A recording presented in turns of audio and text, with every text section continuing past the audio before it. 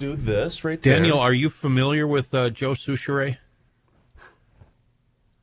Yeah, I mean, I grew up in Minnesota, so yeah, of course. So, I grew up in Minnetonka. But my family is, when I told them I was going to talk to you guys, they were all like, we listen to him all the time. My little brother listens to you guys all the time. Save this, because one of the first things I was going to ask you was about that, but let's get going here. Joe, so are you a skipper? Rookie. Shh. Here we go. Sadly, I am. Yeah. You couldn't get into the academy, huh?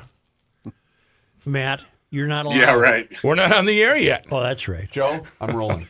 Josh Arnold, investment consultant, brings your Garage Logic podcast number 1715, Feb 12, 2026. 59 degrees, the record high on this day. That was as recently as 1990. 30 below on this day in 1875.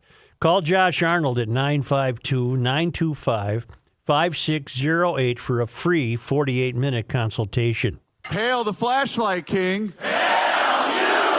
And now, from the mayor's office above the boathouse on the east shore of Spoon Lake, it's Garage Logic with Chris Reavers manning Technology Corner, Kenny Olson from the Krabby Coffee Shop, John Heidt in the newsroom, and of course, the rookie.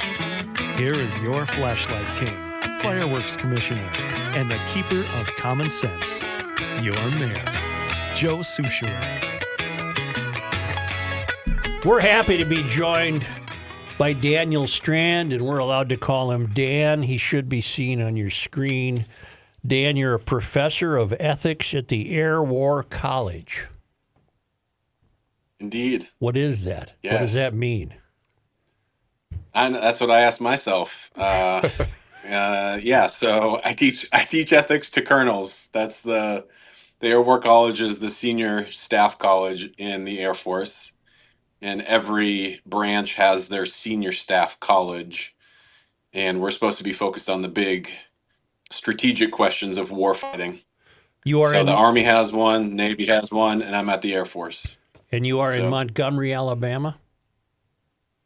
That is correct, yeah. Daniel, who are you? And what I mean by that is I had never heard of you, except I read a piece by you called The Banality of Minnesota Fraud. It was a piece that appeared in mid-January in I guess we could call it a Substack called First Things. Is that correct? Yep. And yeah, First Things is conservative Christian journal. Yep. And then I looked you up, and it turns out you're a Minnesotan. Tell us a little bit about your background. Yeah, I grew up in Minnetonka. I'm a proud Minnesotan. Went to Minnetonka High School, went to the University of Minnesota, go Golden Gophers. Yeah. I was there during the golden years of Minnesota Golden Gopher hockey, back-to-back. Yeah. I had season tickets, one of the two greatest sporting seasons of my existence. I tell people college hockey is the best sport to watch. There's just really nothing like college hockey. And then from there I got married and I moved. So I lived in Boston, Chicago, lived all around the country. I'm an academic, so academics, that's kind of the life you live. But my family all still lives in the Minnetonka area, and so I am back there somewhat frequently. Are you? Minnesota is my Do you frequently write for various sources, or what? Or did this come out of the blue?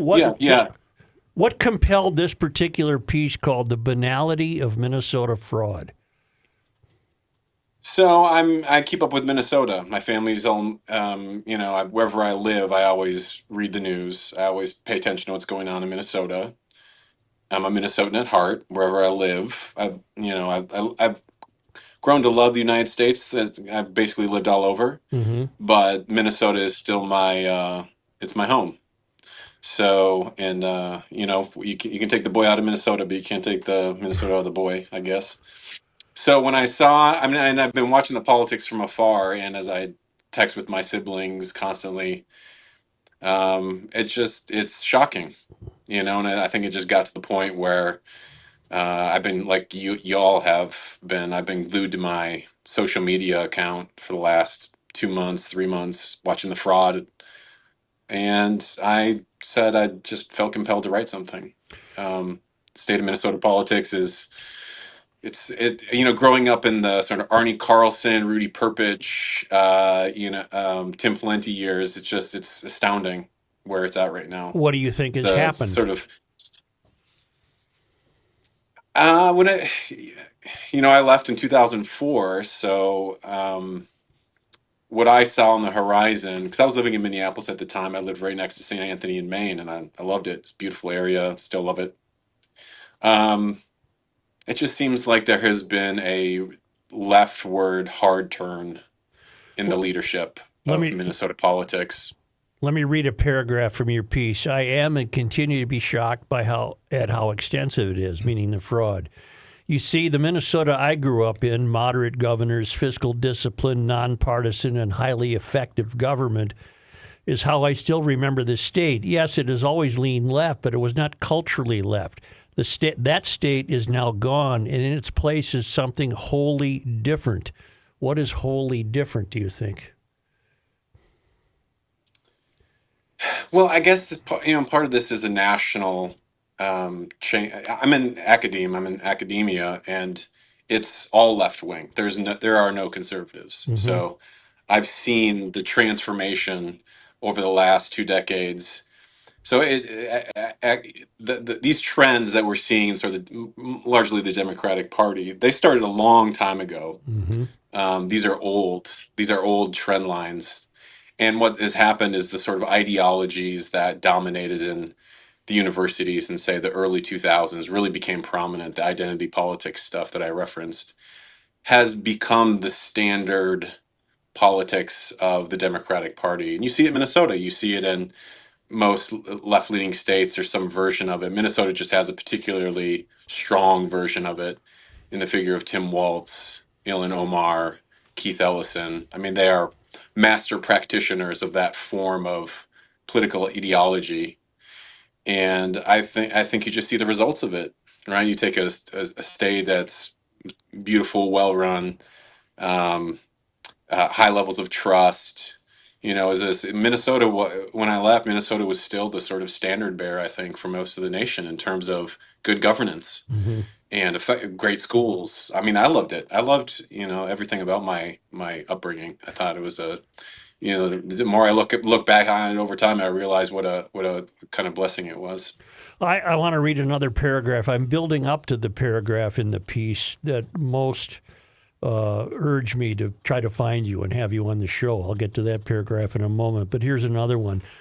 The uncovered fraud is not the work of Machiavellian masterminds. Quite the opposite. It was occurring in broad daylight. How was it permitted? Hannah Arendt, drawing on the Augustinian idea of evil as privation, argued that many of the evil actors in the Nazi regime had motives that were banal. That is, the actors who carried out the evil deeds of Auschwitz were not driven by sinister motives, but rather more mundane ones. Adolf Eichmann, the focus of Arendt's book, was a shallow character. His head was filled with cliched slogans, and he seems to have been mostly concerned about career. Minneapolis Mayor Jacob Frey, Governor Tim Walz, and Representative Ilhan Omar crusade in the name of justice, compassion, and diversity, but behind their transparently thin facade are operators who have learned how to use guilt, fear, and power to manipulate Minnesotans to advance their own interests while the state continues to slide towards dysfunction. Minneapolis was a state ripe for corruption because it is a state where progressive ideology and politics have become deeply rooted in the past couple of decades, though primarily in the Twin Cities metro.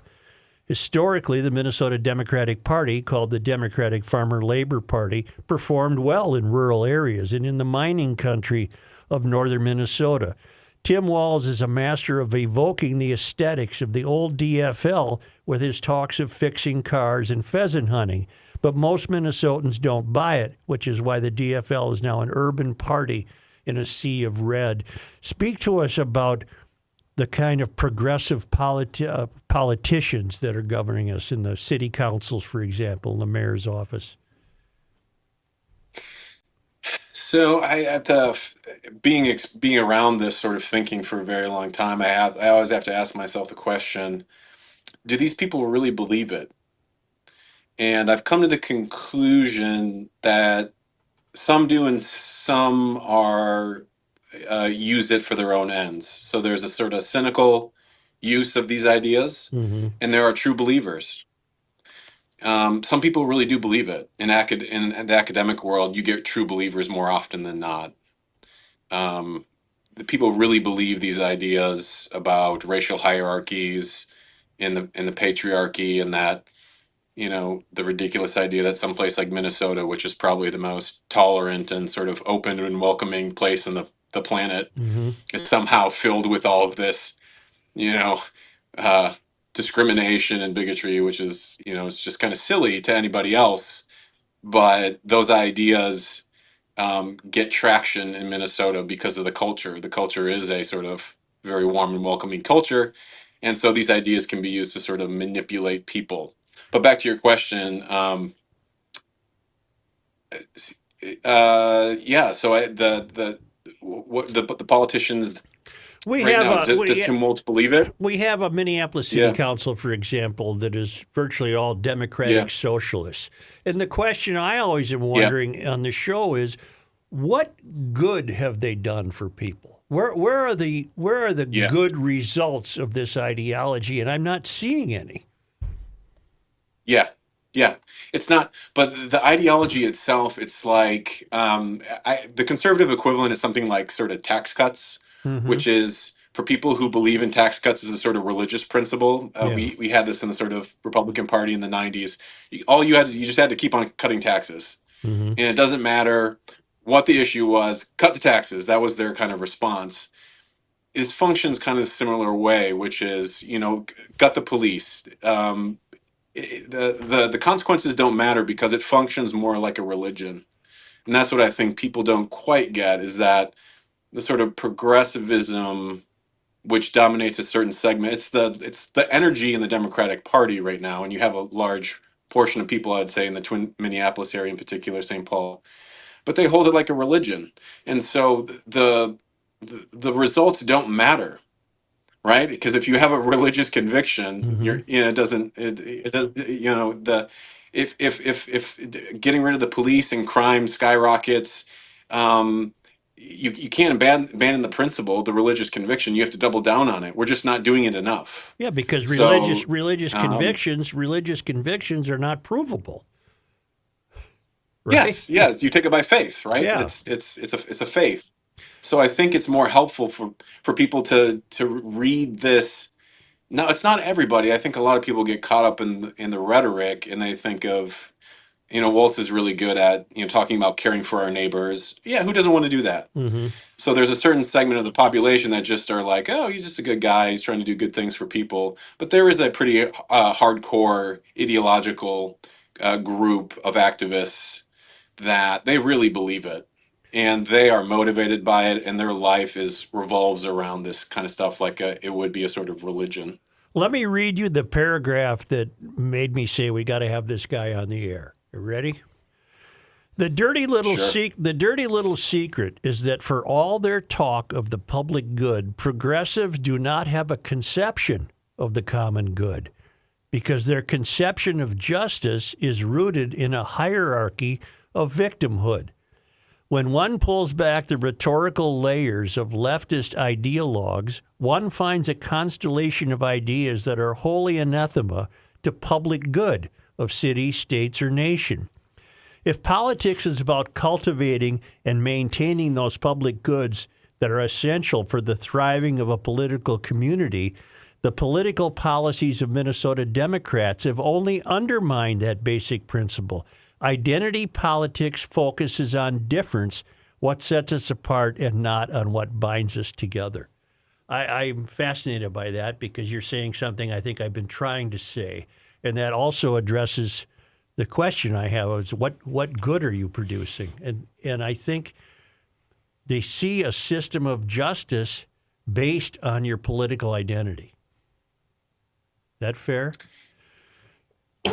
Well, it's right. I would say the guiding ideology behind a lot of this stuff is anti-whiteness. Mm-hmm. It's particularly male anti-whiteness, and so the victim hierarchy is going to kind of cash out accordingly. If you're not white, if you're not male, if you're not, heterosexual.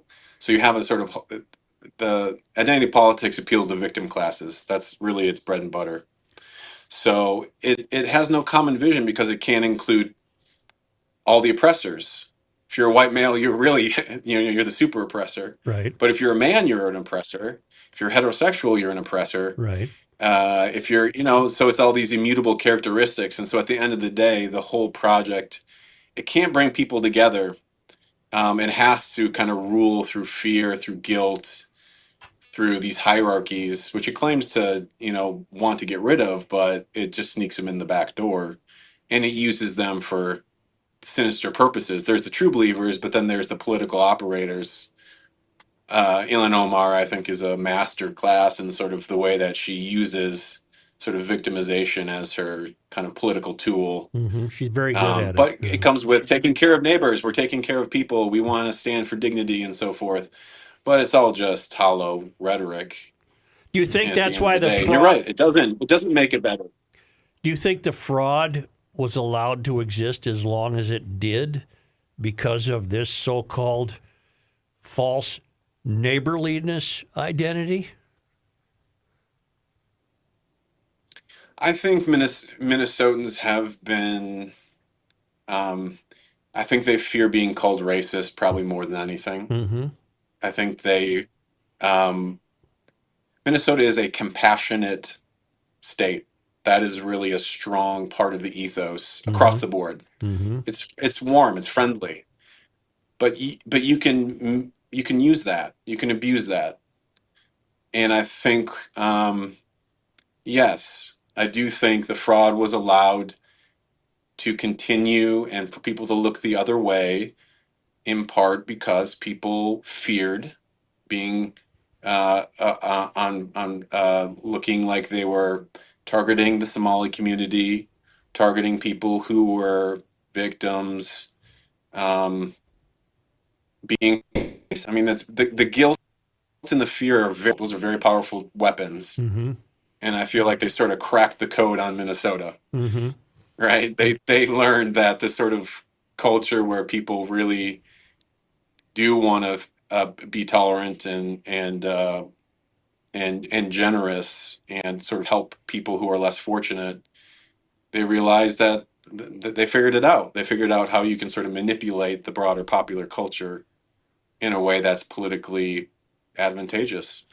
I mean, you guys see the fraud. The numbers coming out are just growing every day. I'm Right. following just like you are. It's just shocking. What will it take for Minnesota to regain the steadfastness it had as recently as let's just use this year arbitrarily, 2004, the year you left Minnesota? To me, it's going to take a complete new crop of leaders, whether it's city council people, mayors, governors, legislators. We're electing people who only bring their ideological intentions to the position. They have no interest in potholes or streetlights or libraries or parks or none of that. They're not concerned with any of that. They're there to, reinvent things. I don't have a lot of confidence that the Democratic Party. I mean, they're completely. There's nothing on the horizon that would say otherwise. So take someone like Amy Klobuchar, who seems like a sweet moderate. Right. Abigail Spanberger is actually a good example of this. She's a similar politician to Klobuchar. In Virginia, she was supposed to be this moderate Democrat. Well, she comes into office and on day one, she approves a radical gerrymandering program and just passes a whole slate of sort of far left, wish list items. And so I don't see how the Democratic Party has anything within it. If anything, it's going to sort of double down on this project of these sort of ideological programs and policies that you're right. They're not about lowering crime and making the schools better. Mm-hmm. They're not about kind of improving, because.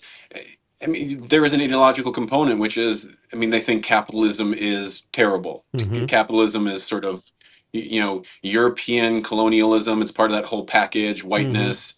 And if you're fighting, if that's your battle, if that's what they're doing in city council, so they want to do, what is it that they want to do a freeze on evictions in Minneapolis, Right. right? All of this is just part of, when you go to the root reason why, it's part of this whole program. So the Minneapolis City Council is probably the most extreme version of that, where it's about the religion. It's about, will you say the things? Will you be part of this crusade? And if it ruins the city, so be it. It doesn't. It's not what they think.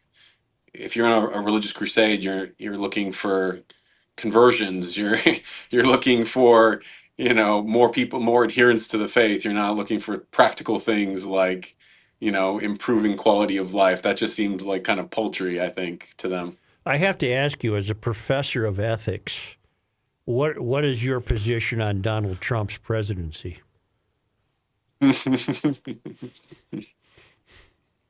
What aspect? Well, what about him? What about him? Well, I mean, he's not the most morally upright human being. No. So I think he lives his life pretty openly. So, so yeah, I mean, I don't think most people are looking at Donald Trump as a sort of moral icon. No. I think he is he may be a sort of dirtbag, but he's, I think what a lot of people have come to just accept is that he's our dirtbag. And he's going to do some, it's, like when the barbarians are at the gate, you need another barbarian to sort of beat them back, whether or not that's, whether people like that or not. I think that's kind of the logic for a lot of people, not everybody, but, some people I think really just like his whole style. But Did you follow the way that Minneapolitans, mostly people in Minneapolis, opposed the presence of ICE here?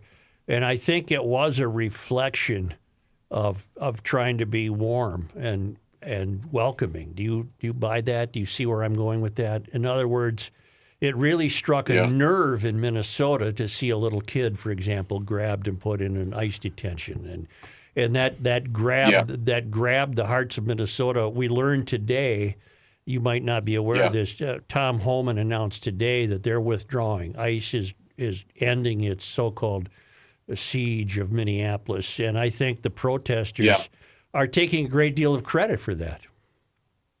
Yeah. I mean, I think I've been thinking about the whole ICE surge into Minneapolis, and I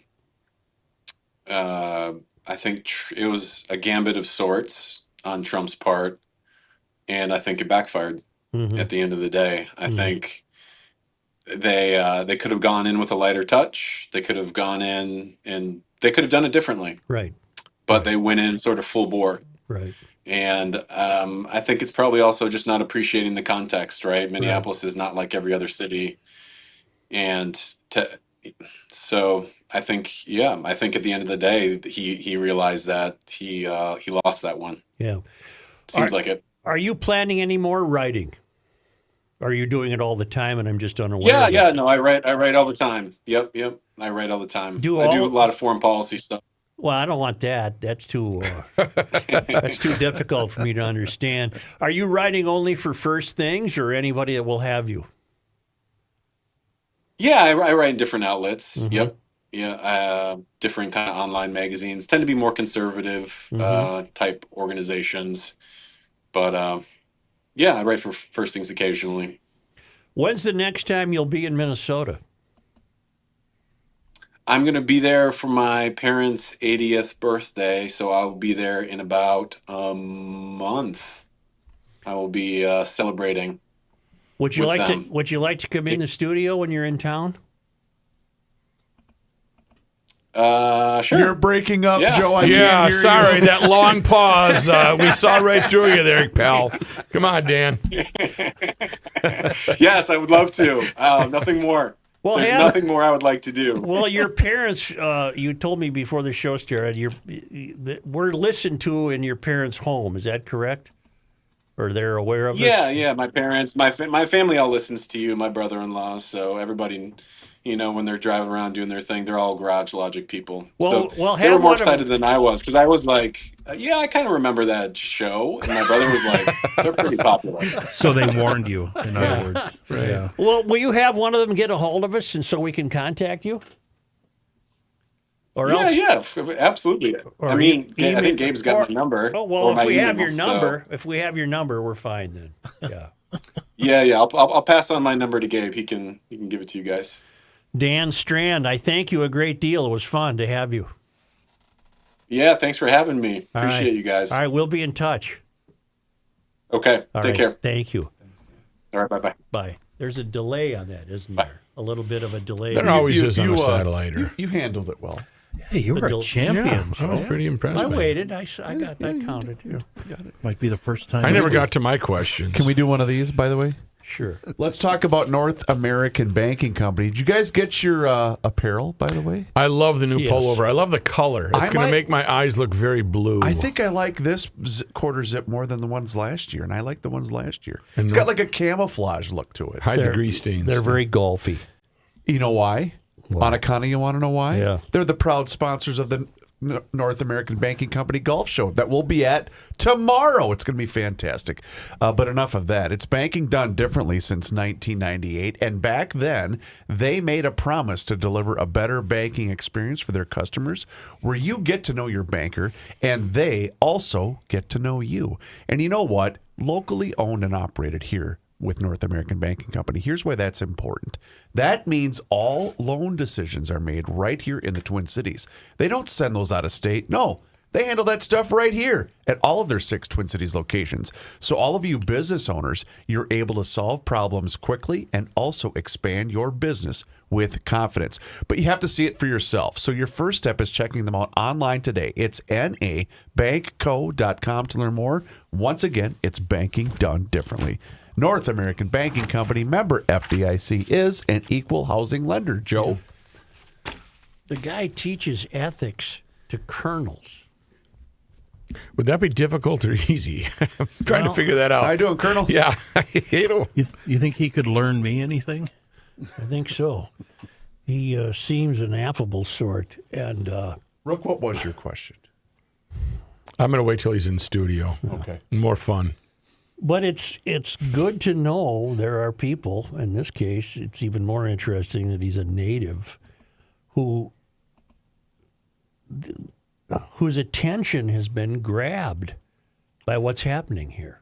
Even though he's out east or wherever. No, he's in Montgomery, Alabama, Okay, and he south. moves all around, and he teaches at these Air Force academies. And out of the blue, he wrote this piece, and I was most intrigued to discover that he's from the Minnetonka area. But it comforts me to know that, GL isn't alone. We're looking at this all the time, and here's people that have degrees who can comment on it better than we can. So fantastic. I'm glad Don't put we yourself down like that. I Did think you just so. put yourself down there? I did. But Mr. New Fart Button, and he's got an ethics degree. But I like to hear from people who corroborate what we're up to, and I heard a lot of things that do, in fact, corroborate what we're up to. Well, you're right. He has no reason to pay attention to Minnesota's fraud with his successful career. But my point is, it's been noticeable all over the country. Yeah. People are saying, "What in God's name is going on there?" Right. Could be worse. You could have been a Super Bowl competitor in California, How so? like Sam Darnold, You lost money. and lost money.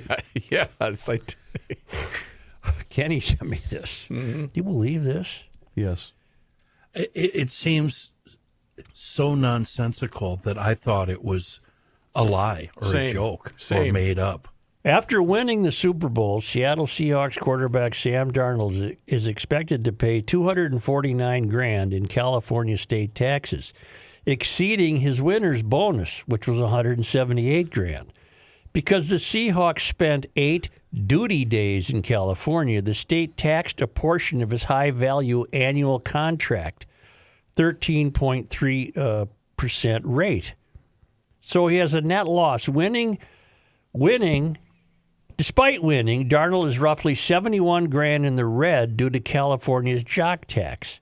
The tax is not just on the bonus, but on a prorated share of his entire season's earnings based on the 8 days spent in California for the championship. Wow. Because the Seahawks are based in Washington, which has no state income tax, this temporary work in high-tax California triggered a massive unexpected tax liability. The situation prompted calls from figures like Boomer Esiason and others in the National Football League Players Association to reconsider playing future Super Bowls in California.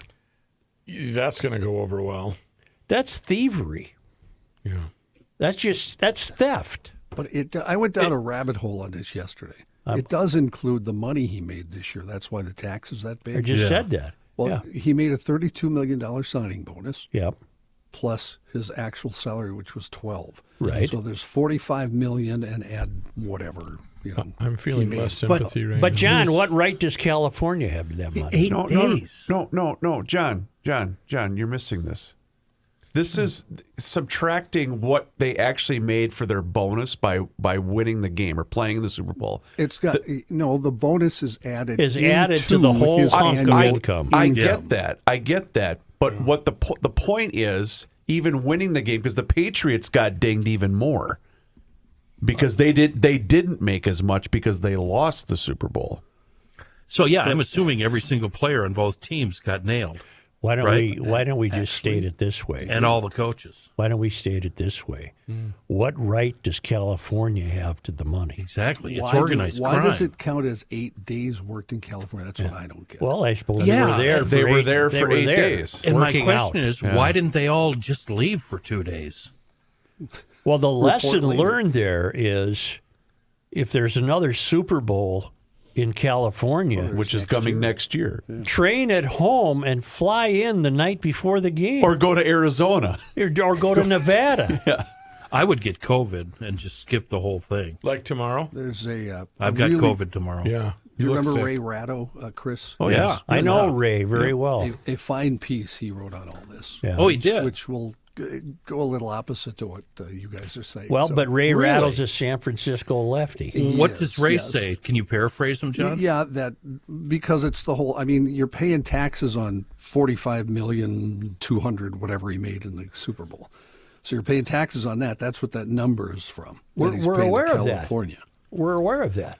And he's saying also, any NFLer will tell you if he can go play in the Super Bowl, win and get a bonus, he'll pay taxes for it. That was Ray's point. Okay, I can see paying taxes on the bonus he got for winning the Super Bowl, but California went to his whole yearly income agree. That's and what said, give us our taste. That's what I said. Why, if you're only there 8 days, are you paying on the entire year's income? That's what I don't get. Why is this coming up this year, though? Hasn't this been? It's probably always been the case. But there was also a significant tax increase in the state of California as of January 1st. Plus, it's always significant. No one's going to feel sorry for Darnold. That's the kind of world we live in now. Oh, what does he care? He made $45 million. He can afford it. Which is not the point. What's that 10 is grand to not me? how I talk. I bleep 10 grand. That's not the like point. a Moss comment. That's not the bleep point. 70 grand. Yeah. Well, that's not the point. The point is what California's saying, give us your money. Do you know how many? What is the minimum amount of days that you have to be there in order to be taxed in that matter?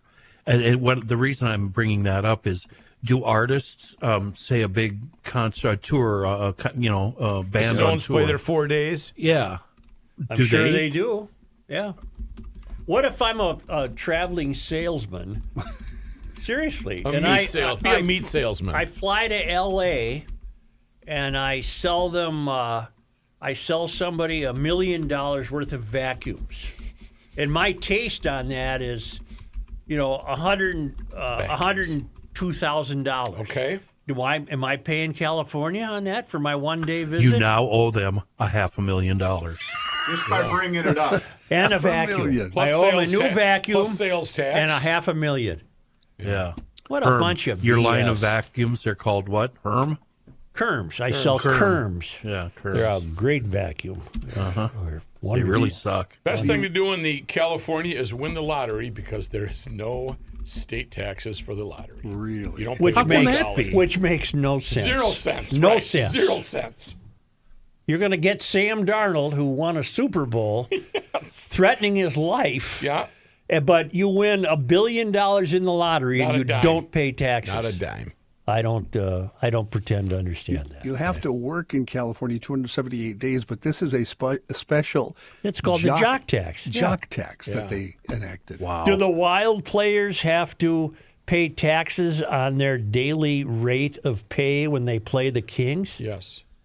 All baseball, all major leaguers do. It's all based on duty days. For example, if an athlete spends 10 days in California out of 200 total working days, 5% of their total annual salary is subject to income tax. God Holy almighty. crap. How did they figure that What an shit eye-opener. out? Wow. I had no idea. So the Phillies are at the Dodgers for 4 days, John. Yes. Are they paying a duty tax? You're such a juvenile. Chris. Why is that funny? You Duty. said duty. He said duty. Oh, you child. Like Dookie. How many for an athlete? How many total working days would that be? Do you count the whole year? You know what I mean? Well, because you would have been there in California playing the Padres or playing. Let me ask it this way. Here we go. Yeah, break it down, Billy. Does the tax kick in, the Jock tax kick in, only if you're there a certain number of days? No, I think it's even if you're there one day, like a Super Bowl or whatever. Yeah, but they weren't there one day. No, but okay. Here, let me tell you. It's based on duty days. For example, if an athlete spends 10 days out of 200 total working days. So say you have 300 working days, and you're there for one day to play a soccer match. Yeah. I'm with you. Then you have to pay 5%, or you have no, not 5%, 1% of your total annual salary subject to California state income tax. So depending on how many days you are there, that's how your percentage My works God. of what you pay. We need to annex them. So it can be 1 to 365 days, whichever. Wow. Or no, 273 days because that's Slip Can them we into just the take a ocean. vote and kick them out of the country? Yeah, get them out Hey, of hey, here. hey, hey, hey, hey, hey. Shut up. Yeah. Linda. What? Thank you. Linda. Yes, hello. Joe Keller- has a question for Linda you. Keller is a tax accountant and a preparer of taxes.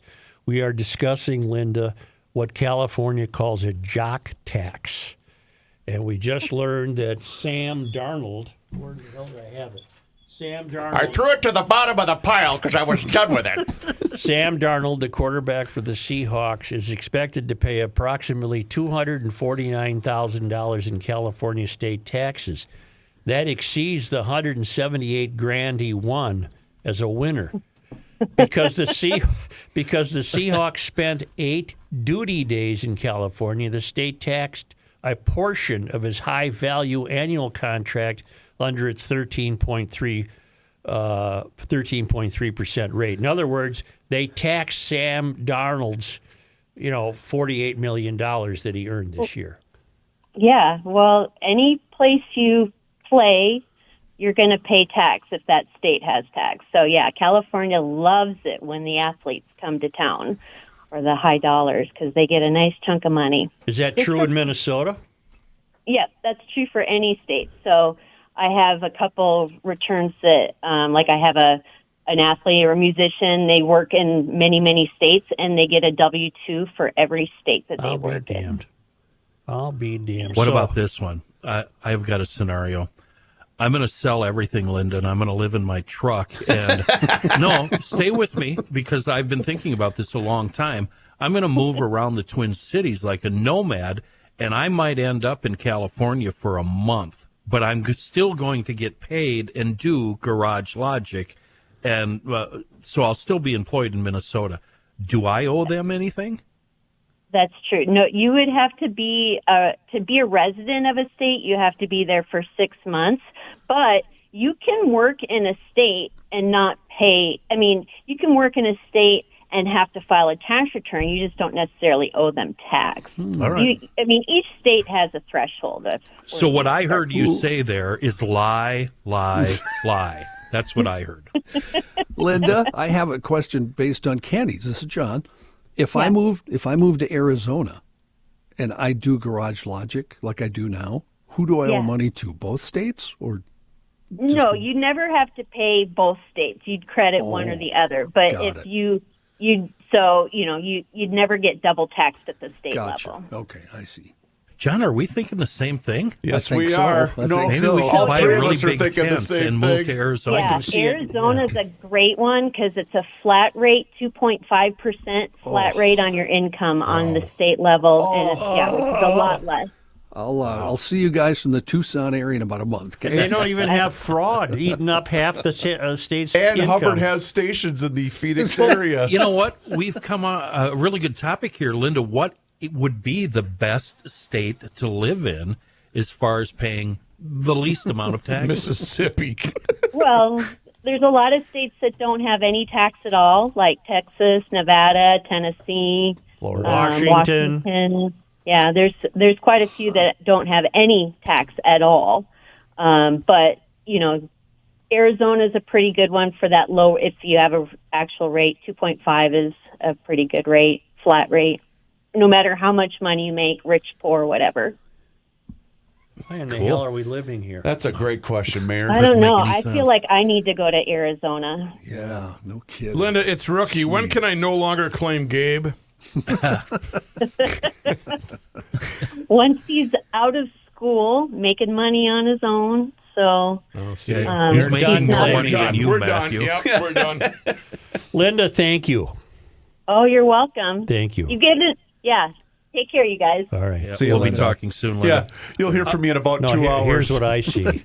Here's what I see. Talk to me. Next year, and this is episode number whatever of Garage 17, Logic. 15, It's February thing, and I'm in some state, and everyone's in a different place. We have no idea where anybody is. What a train wreck. And the next day it'd be the same thing. We would not have a clue where we are. The record high in Scottsdale was 114 on this day. Right. That is my fantasy. Yeah. Whoa. I really want to make that happen. So I'm going to start planning right now. I just decided in the last 10 minutes, every single cylinder I own is for sale. That includes tractors, and, Everything must Cirrhosis?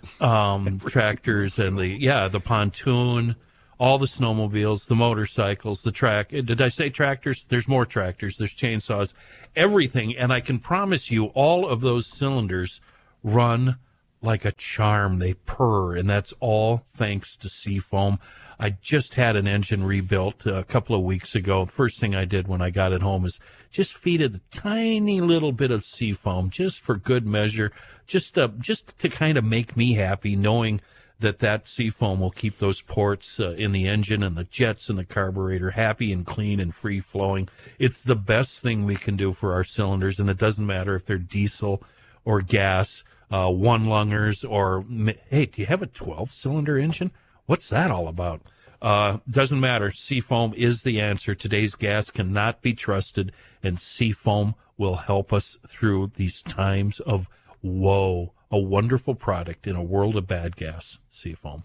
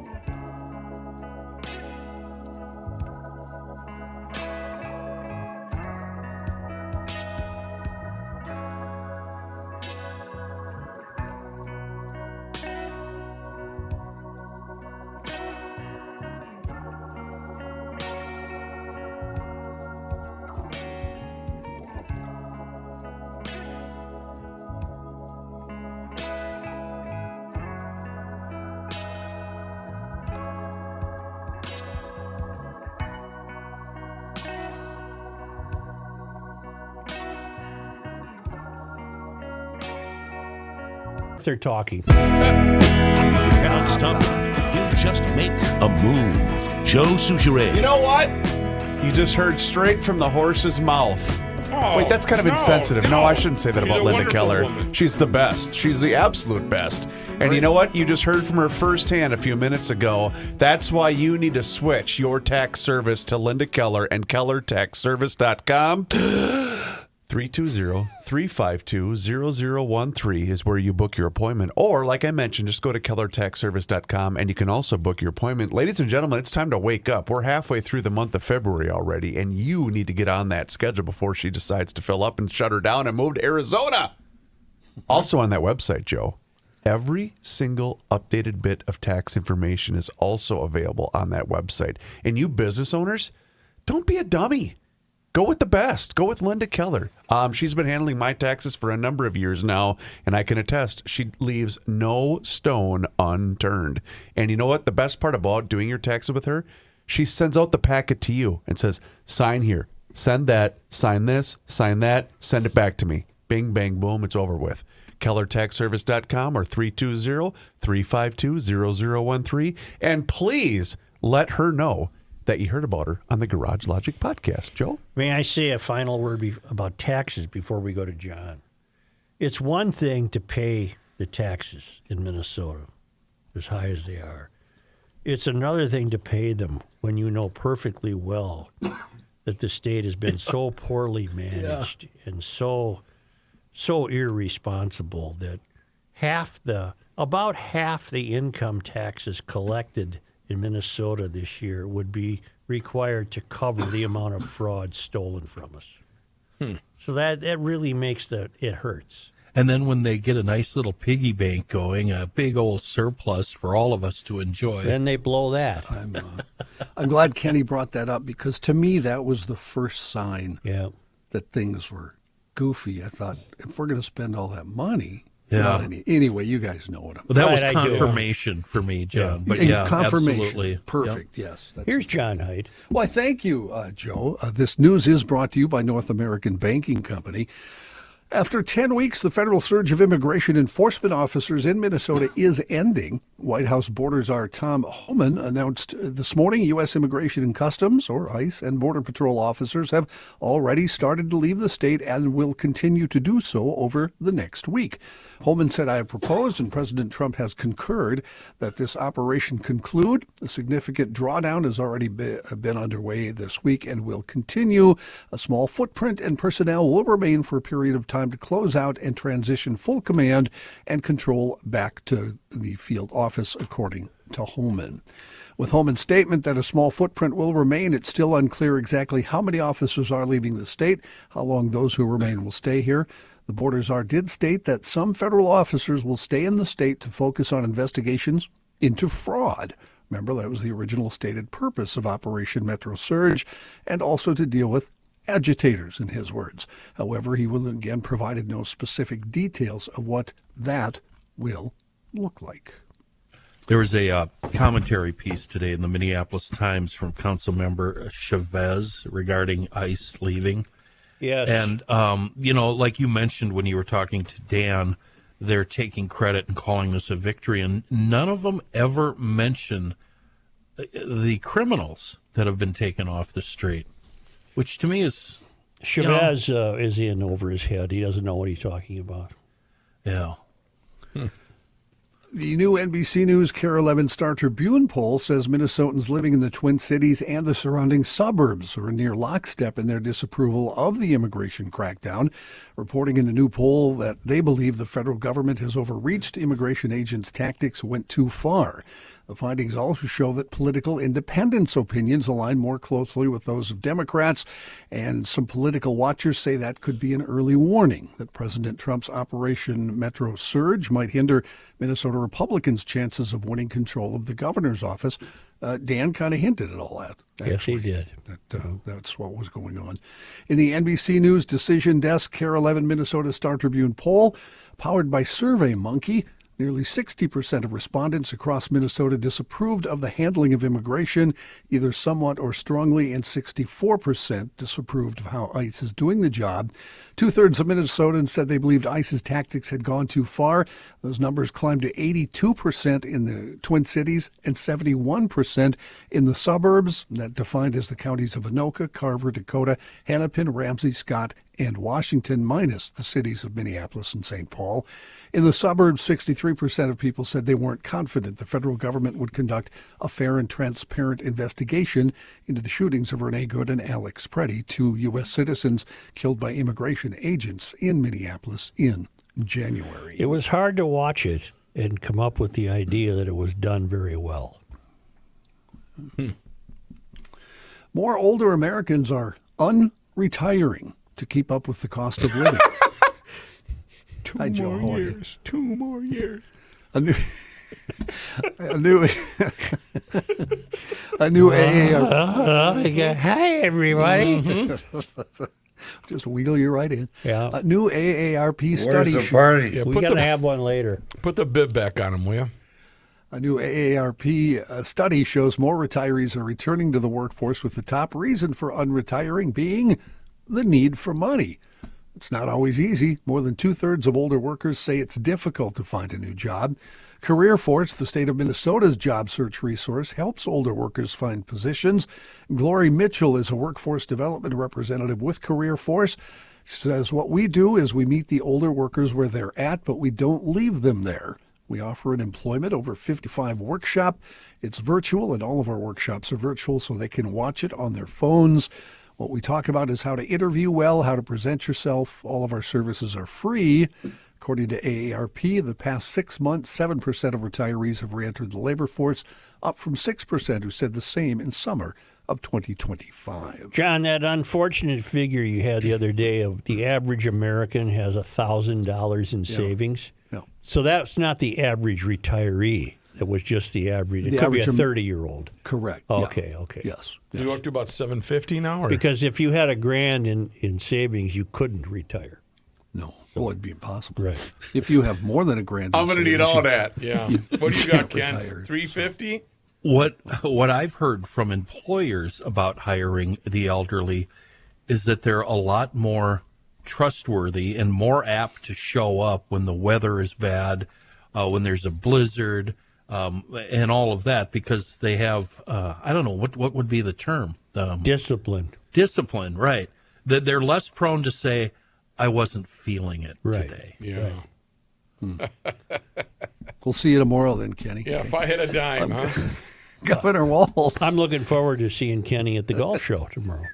Yeah. Oh, he's clutching his chest right now. COVID. I think he just took a nitro. Kenny, you look pretty peaked, as they say. Better be careful. Governor Walz announcing $1.2 million in disaster recovery funds for St. Paul. All of this because of that cyber attack that crippled the city's computer networks last summer. St. Paul city officials previously said a July 25th ransomware attack exposed 43 gigabytes of data from a Parks and Rec hard drive. Shortly after, the city shut down its computer systems to contain the breach, and later had about 3,500 municipal employees scrub their data and reset their login information. At the time, the governor had activated the Minnesota National Guard to respond to the crisis. The impacts on municipal services ranged from internet outages through libraries and recreation centers to the temporary loss of online bill payment processing. Now disaster funds will be doled out to St. Paul to, quote, provide necessary resources to respond to the incident and restore critical systems. I'm guessing Tom Johnson is not a town council member. This is hilarious. You ready? Okay. This came in 3 minutes Does ago. it have anything to do with the news? Joe, can you please have a show on moving to a lower non-state tax and maybe have that accountant lady on to talk about how to do it? Okay. I just responded, Tom. Thank you, pal. We just chatted with her. Well, I'm going to guess he's not a town council member, so he'll hear it later today. Why don't we take a quick break here and hear from Mr. Olson?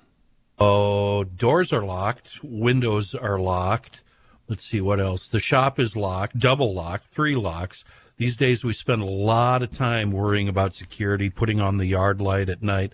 We've got it all. But while we're doing that, sometimes our most sensitive information, the address, phone number, even our Social Security numbers, are out there on the open web for anyone to find. It's not just a privacy issue, it's a safety issue. These people, they're buying and selling our most private data, and they're targeting us for identity theft. There's been cases where they actually steal Social Security cards and numbers and open up accounts, take out millions of dollars, gazillions of dollars of loans, and then you're left responsible for it. That doesn't need to happen. If a criminal can find you with a simple search, you've already been compromised. So the simple answer, the easy answer, the only answer is Incogn. They don't just go after easy targets. With their unlimited plans, you get custom removals. If you find a link exposing your stuff, your personal business, send it to Incogn. They're privacy experts. They'll handle removal for you with no endless emails, no legal headaches, none of that. Incogn is the only service independently verified by Deloitte. They get your data deleted. They keep it that way. Remember the rule. They can't harm you if they can't find you. Take your personal data back with Incogn. Use code GarageLogic and get 60% off an annual plan at incogn.com/GarageLogic. I'm going to say it again. Use code GarageLogic. It's right there on your screen. Get 60% off an annual plan at incogn.com/GarageLogic. John? Thanks, Kenny. In national, international news from the Here We Go Again department, and perhaps what has happened here in Minnesota today will affect this, but we still have that looming funding lapse at the Department of Homeland Security. And that could shut down part of the government anyway. Congress approved full-time funding for the vast majority of the federal government 2 weeks ago, but it only passed a short-term funding patch for the Department of Homeland Security that extends through tomorrow. Democrats insist any funding bill for the department come with changes to immigration enforcement operations. Finding agreement on that issue has been difficult. Even though lawmakers in both parties are skeptical, a White House official said the administration was having constructive talks with both Republicans and Democrats. Meanwhile, Republicans say a Homeland Security shutdown would not curtail the work of the agencies Democrats are the most concerned about. President Trump's tax and spending cut bill last year gave Immigration and Customs about $75 billion to expand detention capacity and beef up enforcement ops. Officials say about 90% of the department's employees would continue working in a shutdown, but they would do so without pay. Update now to that story of that school shooting in British Columbia. Canadian security officials identified the suspect as an 18-year-old transgender teenager named Jesse Van Rootselaar. British Columbia Royal Canadian Mounted Police Deputy Commissioner Dwayne McDonald also told reporters during a news conference that police were correcting earlier information about the number of fatalities. He said 8 people and the shooter were dead, so 9 people total instead of the 10 talked about yesterday. McDonald identified the suspect as an 18-year-old female, the name of Jesse Van Rootselaar, adding, "We have a history of police attendance at that family residence. Some of those calls were related to mental health issues." Police said earlier the suspect was found dead inside the school from a self-inflicted injury. Asked about the suspect's gender identity, he said, "I can't say Jesse was born a biological male who about 6 years ago began to transition to female and identified as female both socially and publicly." Sergeant Vanessa Munn of BC RCMP Media Relations also said the victims at the school included a 39-year-old female educator, 3 12-year-old female students, 2 male students ages 12 and 13. You know, here's what I would do. Mm-hmm. If the 12-year-old girl comes into the kitchen, she says to her mom, "I'm a boy." The mom's got to say, "Well, you're not," and seriously, you're not. Got to deal with it. And let's start talking about it. And unfortunately, this person's mother was big on transgender policy and trans identifying. Where did you read this? Well, it was part of the story yesterday. Oh, all right. We seriously need to stop adopting this mental illness as normalcy. I would just say, well, you're not. Let's begin a nice series of chats here. I agree with you completely, but best of luck. I mean, You're a girl, but you have the vroom gene. Good. Remember, you're given either the purse gene or the vroom gene at birth. You can have a vroom you gene. like the vroom gene more. You can have a vroom gene and still be a girl. Right. Yeah, Exactly. Yep. Yeah. Follow up to another story from yesterday. This one's gone through a lot of changes. The Pentagon allowed U.S. Customs and Border Protection to use an anti-drone laser. That's laser. Earlier this week, leading the FAA to suddenly close the airspace over El Paso, Texas. That, according to two people familiar with the situation who spoke on the condition of anonymity. This whole confusing arc of events began as the FAA announced it was shutting down all flight traffic over the city for 10 days, stranding travelers, but the closure ended up only lasting a few hours instead of the 10 days. The Trump administration said it stemmed from the FAA and Pentagon working to halt an incursion by Mexican cartel drones, which are not uncommon along the southern border. But one of the people said laser was deployed near Fort Bliss without coordinating with the FAA, which then decided to close airspace to ensure commercial air safety. Others familiar with the matter said the technology was used despite a meeting scheduled for later this month between the Pentagon and the FAA to talk about the issue. 100% cover-up. 100%. Yeah. I know exactly what happened. Go ahead. Aliens were going home. Yep. Aliens. And they said they Little would pointed heads. reveal their full report if they paid their ransom of $1 million. Federal judge agreed this morning to temporarily block the Pentagon from punishing Democratic Senator Mark Kelly, the former Navy pilot and astronaut who took part in a video that called on troops to resist unlawful orders. U.S. District Judge Richard Leon ruled the Pentagon officials violated Kelly's First Amendment free speech rights and threatened the constitutional liberties of millions of military retirees. In November, Kelly and 5 other Democratic lawmakers appeared on a video when they urged troops to uphold the Constitution and not to follow unlawful military directives. Republican President Trump accused the lawmakers of sedition, punishable by death, in a social media post days later. Then Defense Secretary Pete Hegseth said Kelly's censure was a necessary process step to proceedings. The judge concluded Kelly's speech is entitled to full First Amendment protection and wrote horse feathers in response to the government's argument that Kelly is trying to exempt himself from the rules of military justice. Horse feathers. Isn't that what Colonel Potter said all the time on MASH? Yeah, or was horse it feathers. Horse hockey. Horse hockey, I think, yeah.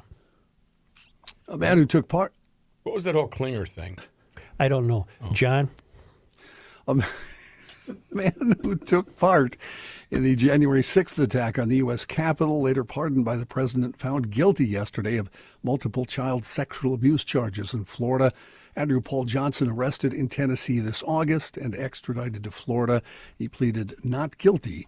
As of last month, a report from Citizens for Responsibility and Ethics in Washington and investigators from the House Judiciary Democrats identified at least 33 of the people pardoned have been charged with crimes since being pardoned. 6 of the pardoned insurrectionists charged with committing child sex crimes, 5 charged with illegal possession of weapons, including 2 who had previous domestic violence convictions, and 2 have been charged with rape. The set for MASH was in a Malibu canyon. Really? Yeah, I don't know which one, but it was Joe AI. one of there. That's what people have wanted to know. The group of Buddhist monks who have been walking across parts of the U.S., I don't know if you guys have followed this story. How you doing, pal? They reached Washington, D.C. on Tuesday, walking single file across a bridge over the Potomac River to cap a 15-week trek from Texas that is captivated Park's closed. Moose outside should have told you. Sorry, guys. Sundown. They received an extensive police escort and drew crowds at 2 venues. The monks in their saffron robes have become fixtures on social media, along with their rescue dog, Aloka. After spending Monday night in Arlington, Virginia, they crossed over the Chain Bridge into the District of Columbia shortly after 8 in the morning. They walked to advocate for peace, and messages resonated across the U.S. as a welcome respite from conflict and political division.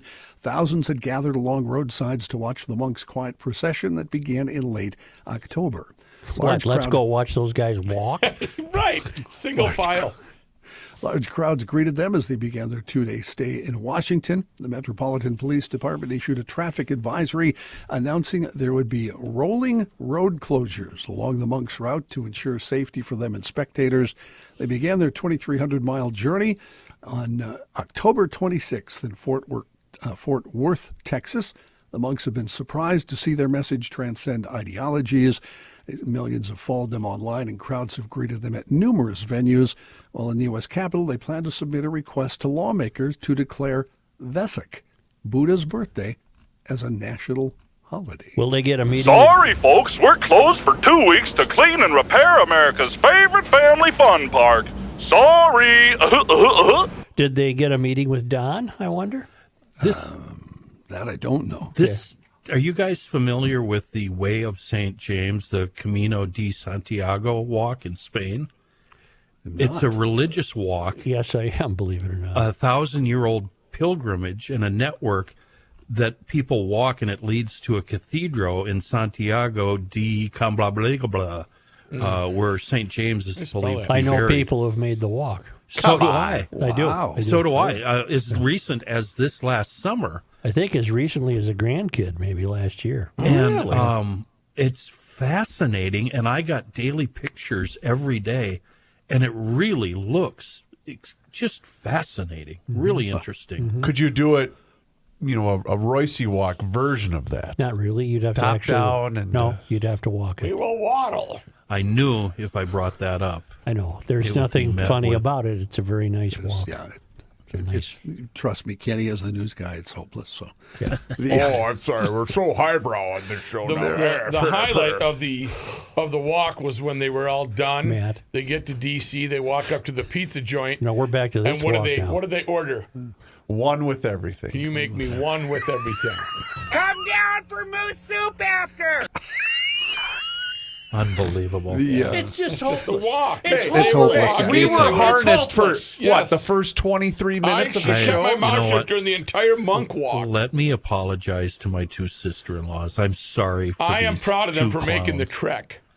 The final numbers are in on the Super Bowl. There we go. This, What is final your numbers? last news. I we bet, got? you know what? I bet it was down a bit. No, it was record. No, Was it baby, really? Bun baby. No, it wasn't a record. It I'm fell sorry, it just wasn't a short. record.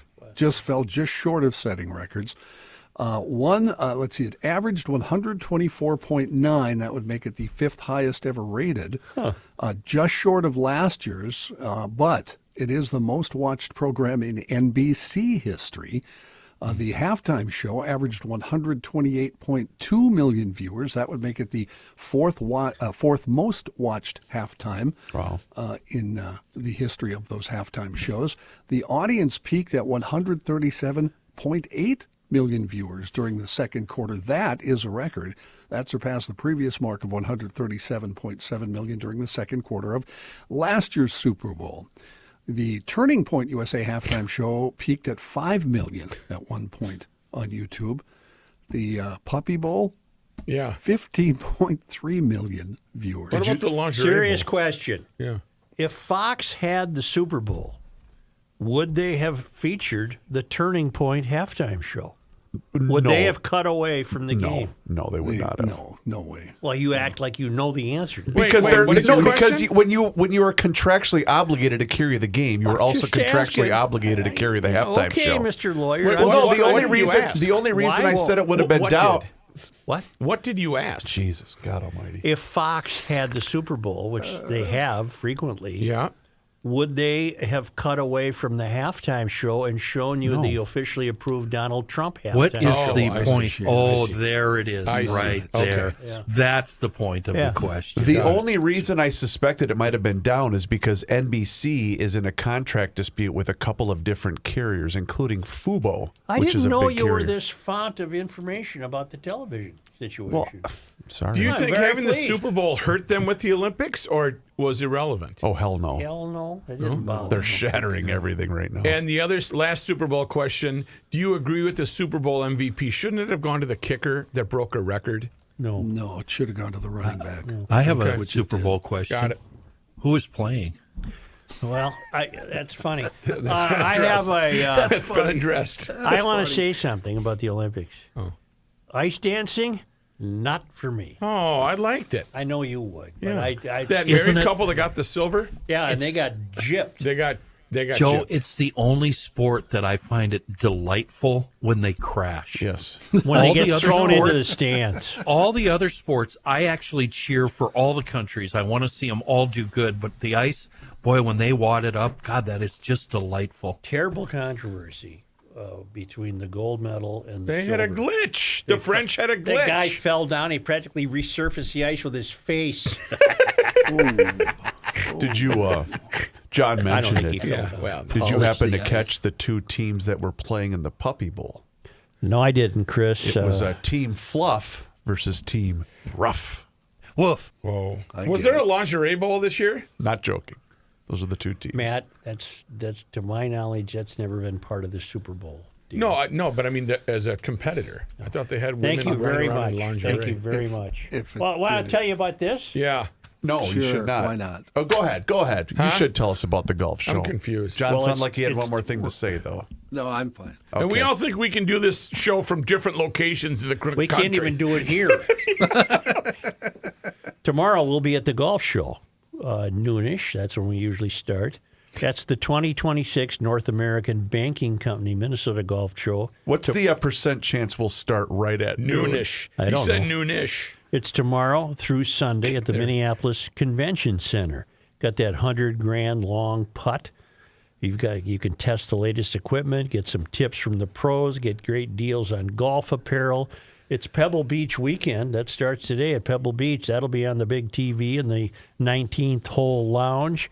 Each ticket purchased comes with access to 15 free greens fee passes. Mm-hmm. That's quite an incentive. John Randall, the former Viking and Pro Football Hall of Famer, will be there. To purchase tickets, we'll see you tomorrow. To purchase tickets, visit MN Golf Show, one word, mngolfshow.com.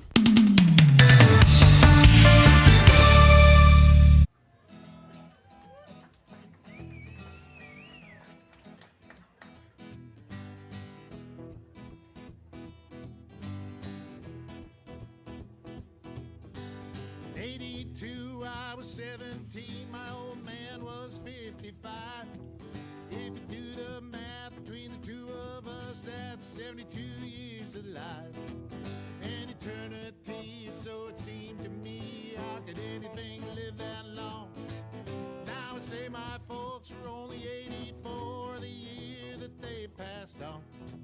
For a little while it seems you got time to choose your dreams. Pretty soon you look around and you see 100 years ain't what it used to be.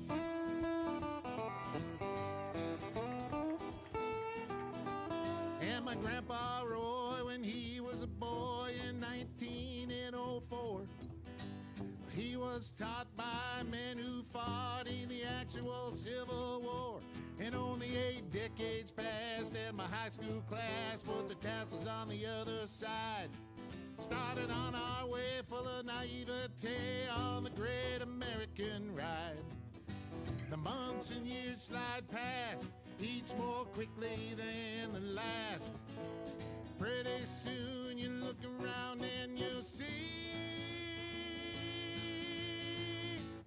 100 years ain't what it used to be. Oh, Johnny! Oh, yeah.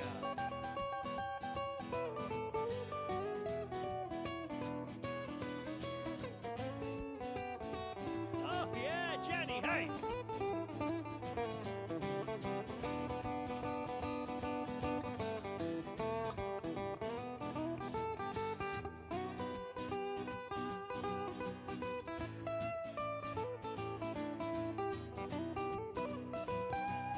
I like the Is it casual better than the cat. last segment? Got his hands behind his head. You'll learn more here by accident than elsewhere by design.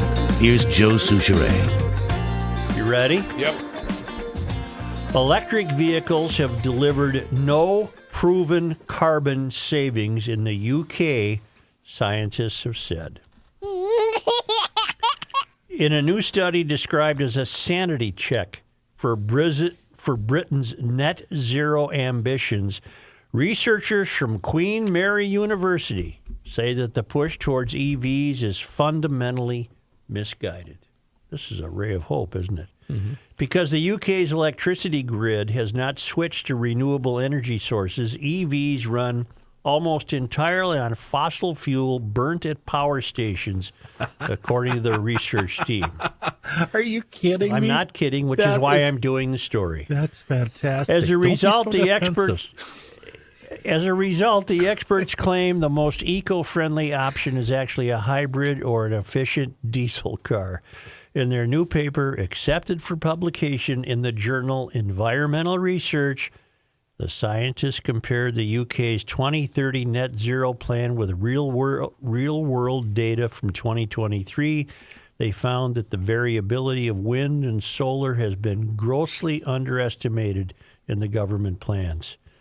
On overcast or windless days, there are significant gaps in the energy supply that means the gas-fired power stations have to provide the power. So. Remember when the fellas before the Grand Tour, they were on Top Gear, mm-hmm. and they had to have generators run on gas to power their solar vehicles that they made. Oh, it was fantastic. This is wonderful. The printer failed me in a great. Of course it did. How could they make that decision? You can go look at it for yourself. It's a true story, even though it was in the Daily Mail. So. I believe that before the story was even done. And another note on our friend, you'll remember him, David Gelernter. Yeah. Drawing life, surviving the Unabomber. David Gelernter, still a Yale professor in computer science. What was it, about 1994 or 1993? Mm-hmm. He opened a letter from Ted Kaczynski, and it blew up. He was a victim of it was June 24, 1993. And when he tore the envelope open, he was greeted by smoke, a hiss, and a flash.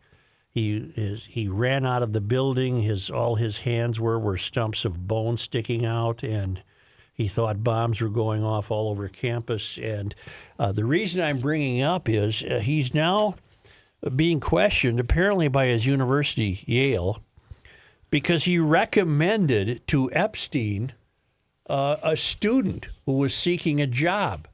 And it was just, there's no other evidence to suspect he was up to nothing but that. He was not up to anything. And he's catching a lot of grief for that. So his name is shown up in the Epstein files, released January 30 by the Department of Justice, specifically in emails from 2009 to 2015. And this was on the Yale Daily News, other sites. Some of Gelernter's letters to and from Epstein exchanged years after Epstein pleaded guilty to procuring a child for prostitution, discussed meetings, a visit to Yale, architecture, business opportunities, and art shows. And I read the whole thing. I can find no suggestion that Gelernter was up to no good. After it was revealed in 2026 that Gelernter had a 6-year correspondence with Epstein from 2009 to 15, he was relieved of his teaching. Yeah, they took his teaching away. What? I don't believe he had anything to do with any. He noted that he didn't know at the time that Epstein was a freak. Right. David. He said, fondness for little girls is a perversion. No one would ever introduce that in normal conversation, he said. So anyway, he's a tenured guy, though, so he'll still get his... Yes. He'll still get his money. Yes. We had him on because he wrote a book called what, Rook? You remember that? Drawing Life, Surviving the Unabomber. Boy, that was back in about 94 or 95, and we had him as a guest. And we had him as a guest because we might have been just beginning to catch on to the notion of the failed academy. Mm-hmm. And yet he was more than willing to admit that he was down the road to becoming ingrained in the failed academy. Yes. That his life tended to be isolated inside the academy, and this shook him up and brought him back to reality Drawing Life survived the Unabomber Simon & Schuster 97. 97. Only because they come to us. Now, this. Hold on. Before you do that, just let me flog Krabby Coffee Shop one more time this week. Yeah, you're on the news last night. Joe, we had a wonderful interview with DFL Senator Heather Gustafson, and we were talking about the Office of the Inspector General and fraud and the VCA. And it was just we learned a lot, and it was a lot of fun and really interesting. And Gabe, who is our second guest? We've had him on before. David Feinwalk. Feinwalk. Yes. And David is a quote machine. There's nothing he won't say. And he had some really interesting things to talk about with the fraud. It was just a really, really good interview. And it was exclusive. It was our interview. Jay set it up. Jay had notes from a meeting, and I'm he sure was that the was only acknowledged. reporter. That was acknowledged by the television, wasn't it? Well, they, yeah. I saw you guys on the news. I was pretty excited. I saw Gabe make his debut. Yeah. Anyway, it all came from Jay Coles and Kenny Olson. Despite what that you might show see and is hear under the umbrella of Garage that Logic show is podcast. posted. Mm-hmm. It's up. Yeah. Only because they come to us now. The Lymans are on the move. Yes. They're in Penguin, Tasmania, Australia. Isn't that something? Look out for those Tasmanian Follow devils. them. You can follow them at worldwidewaftage.com, and it's only because they come to us from these travelers.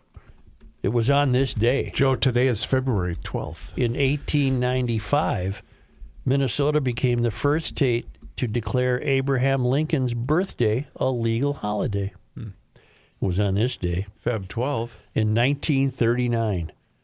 Wow.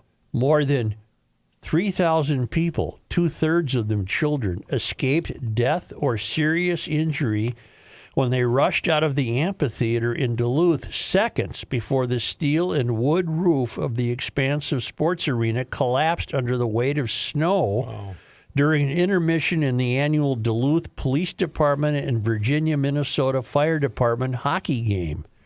The swift evacuation was credited to the fact that many spectators were in the front lobby at the time, probably to have a heater, huh?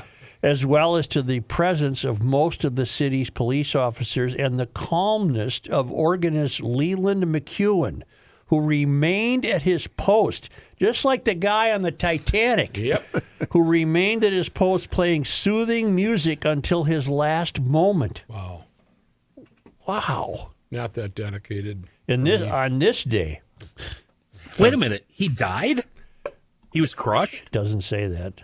Oh. Maybe John could find that out. I will look. You did say it till his last moment, so it sounded like It does. Like you draw a conclusion Joe from AI. something. It's like you ran over to Joe Fickers AI. and had a couple of pints. It was on this day, Feb 12. returning to Duluth, famed restaurateur Gim Jo Huey died in Duluth. Born in Guangdong Province, China in 1892, Huey first came to the city in 1909 and made it his American home while returning to the land of his birth for extended stays until the communist government established control there in the late 1940s. In 1951, he opened Joe Huey's Cafe on Lake Avenue in Duluth, which for 22 years served authentic Asian food in a companionable atmosphere. Love that. Find anything, John? An American Not yet. success Leland story. McEwen, Still organist. looking. Yeah. Still looking. On this day, Feb 12. in the year 2000, cartoonist Charles M. Schulz died in California. That summer in St. Paul, his childhood home, 101 individually decorated 5-foot-tall statues of Snoopy were displayed in a celebration of Schultz's life. Later in the year, 2 auctions of Snoopy statues, including some from the celebration and some made especially for the auction, were held with the announcement that the money raised will be used as a memorial to create a bronze sculpture of Schultz characters for downtown St. Paul, as well as to benefit the College of Visual Arts in St. Paul and provide scholarships at the Art Instruction Schools, a Minneapolis-based correspondence school where Schultz studied and taught. Snoopy statues not placed for auction, it was announced, were returned to the local business and organizations that originally sponsored them. Some of the coolest stuff that one of my fellow classmates, Dan O'Gara, has are original paintings that Schultz gave to Tim and Jim O'Gara of Snoopy writings. That would be Dan very probably worth has. having. Yeah, that's He turned mental illness and depression into millions, didn't he? He really did. I wish I could do that. On this day in sports disappointment history. Who'd we lose to on Feb 12? Well, on Feb 12, 1977, see, I'm detecting a pattern here. The Vikings lost to the Reds in the ABC Super Team competition. Didn't we have one yesterday where the Vikings lost to somebody? Yes. I think we did. But you know that it's not going to be any Super Bowl news because the Super Bowl is not played this late in the 70s. In 1977, however, the Vikings did lose a Super Bowl. Oakland. Weeks prior to this. Oakland. It was in the Rose Bowl, and they lost to Oakland. You were there. The Vikings have never scored a point in the first half of the 4 Super Bowls they played in. That changes next year, my friend. Does it? Mm-hmm. Who's the I was told by a former I got Viking player that game was thrown on purpose. Really? Yep. He doesn't know what he's Randall. We'll talking find out from John Randall tomorrow. about. Well, you know what? He wasn't How on he the felt team. in 98. What's his name? Olsen. He doesn't know that. That's Kenny just AI. He was on the 98 team, right? That's Kenny AI. Kenny A. Is that bad juju to bring up 98 if you were on that team? Thank you, G. Ellers.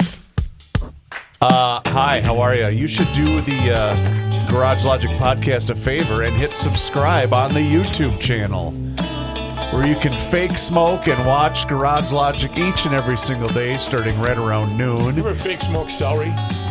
No. Look at me put it out. Look at. McEwen was not killed. He was not killed. The He kept- organist in Duluth. No. He kept playing after it crashed down just to keep people calm. Wow, what a guy. Charge. Yeah. What is the walls are crashing down music? What do you play? When the walls come tumbling down and the walls